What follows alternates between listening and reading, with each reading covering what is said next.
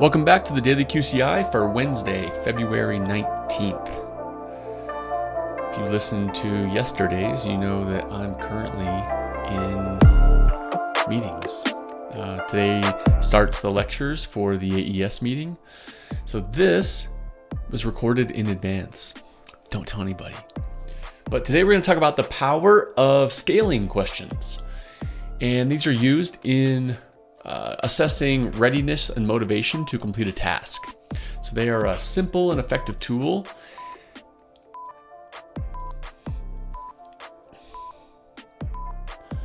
So we're going to do a quick explanation with an activity. So then you can use this with yourself and your team whenever you want. So let's get into it. The activity: pick a goal or a task that you've been considering or that you've been struggling with. It can be something big or small, doesn't matter. Take a second, pick out that thing. Now you're going to answer two questions. Question 1. On a scale of 1 to 10, how ready are you to do the thing? Do you have a number? Write it down. Question number 2. Why didn't you pick a lower number? Write down your answer. Now let's reflect on your answer. Most likely, when you had to reflect on the answer you gave, you had to assess yourself, what strengths or skills or mindsets that you might already be using to help you accomplish something. And you might even be thinking of something you can already do to get you one step closer.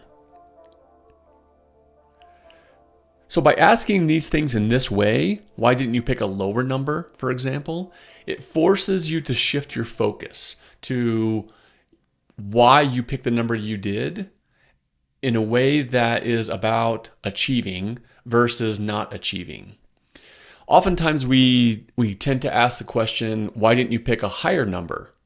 And then you have excuses, you have reasons why you didn't.